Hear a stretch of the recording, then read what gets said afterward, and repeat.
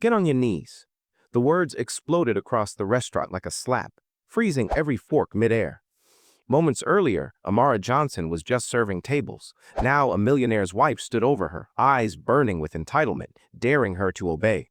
The room waited, some in fear, others in silent approval, while Amara's dignity hung by a thread. They thought she would break. They thought she'd fold like every black woman before her who had been pushed into silence. But what happened next made the powerful tremble. Comment and tell us where you're watching from, and don't forget to subscribe for more powerful stories. Amara Johnson had learned to move through the world quietly. Not out of fear, she simply understood that black women were expected to carry their strength without making noise. Every afternoon at Le Jardin, the city's most elite restaurant, she worked with the grace of someone who had mastered survival in places not designed for her. The wealthy guests saw only a server. They never imagined the Harvard-educated mind behind her calm expression. But Amara didn't correct them. She needed the job. Her mother's medical bills were rising faster than hope. Despite everything, she kept her spirit steady. She arrived early, stayed late, and earned respect from colleagues who admired the way she carried herself with dignity, even when others tried to strip it away. But the restaurant had its shadows. Wealth moved through the dining room like a storm, and with it came entitlement, the kind that judged skin color long before job performance. And among all the regulars, none carried more weight than Catherine Whitman, the millionaire's wife known for her designer gowns, icy stare, and a reputation for expecting the world to bow beneath her heels. Staff whispered her name like a warning. Even managers stiffened when she entered, hoping nothing would set her off. Amara tried to stay invisible on days Catherine visited, but life rarely allowed her such mercy. The woman's gaze followed her often, sharp, assessing, as if searching for something to break. Still, Amara pushed through each shift with quiet determination. She told herself this job was temporary, that she was working towards something bigger, that every tray she carried and every table she cleaned brought her one step closer to giving her mother the care she desperately needed. But on the night everything changed. The air felt different, tense, heavy, almost electric. Amara didn't know it yet, but she was walking straight into a storm carefully crafted to destroy her. And the woman waiting to unleash it had already chosen her target. The evening began like any other table assignments, polished silver, and the quiet hum of luxury that floated through Le Jardin's dining room. Guests arrived wrapped in silk and confidence, unaware of the storm slowly tightening around Amara Johnson. She moved with practiced precision, each step measured, each breath steady. Her mother's hospital updates echoed in her mind, but she pushed them down. Tonight, she needed to focus. Catherine Whitman arrived just past 7. The room shifted the moment she stepped inside, like gravity bending around her presence. Her red designer gown caught the light, reflecting a warning as clear as her reputation. Staff straightened. The manager adjusted his tie. Everyone hoped to avoid being the reason she lost her temper. But Catherine's eyes were already searching. Not for a table, not for a server, for a target. Amara felt the gaze long before she saw it, a sharp, cold weight pressing against her shoulders. She continued her work, refusing to glance up, refusing to give that gaze more power than it already demanded. But entitlement didn't need permission, it simply took. The trap sprung silently. A glass of red wine tipped, not by accident, but with deliberate, elegant precision, spilling across the marble floor and splashing Catherine's gown. Gasps spread across the room like wildfire. Guests paused mid-bite. The music felt suddenly distant. Catherine didn't shout, not at first. She let the silence tighten around Amara like a noose. She let the room fill with assumptions. She let every watching eye settle on the black woman holding a napkin and standing too close to the scene to be innocent. Then came the performance. Her outrage rose theatrically, like something rehearsed, heavy with accusation, weighted with the confidence of someone who had never been questioned in her life. Staff froze. The manager rushed forward, his loyalty bending instantly toward wealth, not truth. Amid the chaos, Amara felt something more dangerous than fear, recognition. This wasn't an accident. This wasn't a misunderstanding. This was a show. A public display designed to humiliate her, to remind everyone of the hierarchy Catherine believed she owned. The manager's face hardened as he approached, not toward Catherine, but toward Amara. His expression carried the quiet cruelty of someone ready to sacrifice her to protect the restaurant's relationship with power. Without listening, without asking, without caring. And the room watched.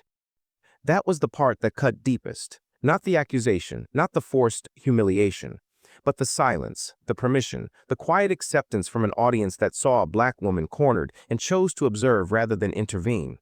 When the decision came, it wasn't surprising. The manager's voice carried across the room, cold and definitive, sealing Amara's fate with corporate efficiency.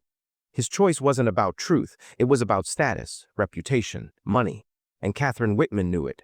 Amara felt the eyes of guests burning into her as she stood there, fighting to hold on to the last fragile thread of dignity left in her grasp.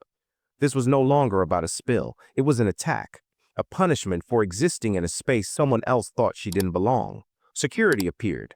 Not aggressive, not loud, just present, as if her presence alone was a threat needing removal. Their steps echoed across the tile, and something inside Amara shifted. Not fear, not surrender, resolve. As she walked toward the exit, whispers followed her like shadows. The wealthy resumed their meals with a sense of restored order, confident that power had done what it always did, protect itself. But they didn't know what Amara knew. They didn't know who she truly was, and they had no idea that this moment, this humiliation, was not the end. It was the beginning. Night bled into dawn with no sign of the storm letting up. Maya had barely slept, keeping vigil beside the little girl as she fought waves of fever, storm, or the sickness tightening her chest. It was the man's strange hesitation, the way he avoided certain questions, the way he seemed to steady her home with an awareness that didn't fit the story he told. Something wasn't right. And when the faint gray light finally crept through the windows, the truth hit her like ice water. He wasn't who he claimed to be. She discovered something was cracking. Outside to check the road, the wallet he tucked under his coat slipped to the floor. Maya didn't mean to pry, but survival taught her to look before trusting. The ID inside carried a name she recognized immediately, a wealthy businessman frequently featured on news headlines, and not always for the right reasons. A man whose company had been tied to discriminatory hiring practices, lawsuits from black employees, and communities harmed by his cost-cutting policies. Suddenly, every transaction, hesitation, the fear in his eyes, the feeling that he carried a dangerous truth. He wasn't simply stranded. He was hiding from something, or someone.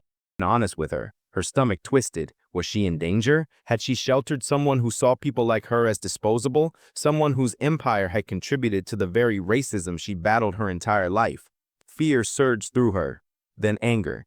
A deep, generational anger at how people like him, powerful, privileged, protected, always expected black women to save them, even after systems he built made their lives harder. But when Maya looked up, she saw the little girl stirring weakly, trying to sit up.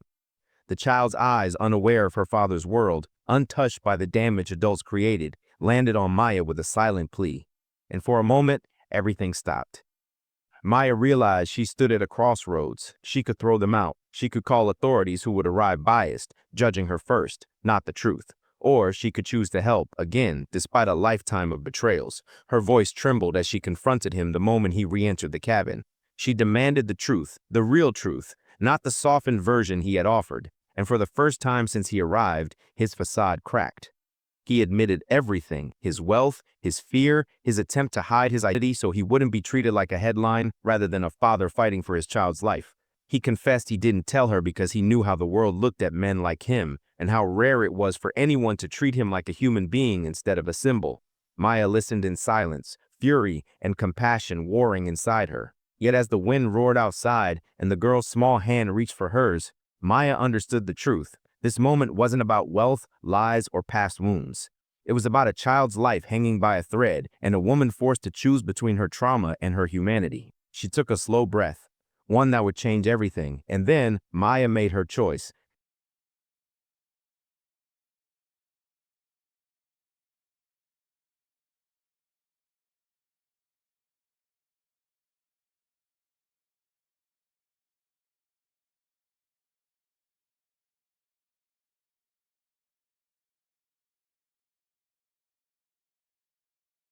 Maya's choice that morning wasn't born from trust, it was born from strength.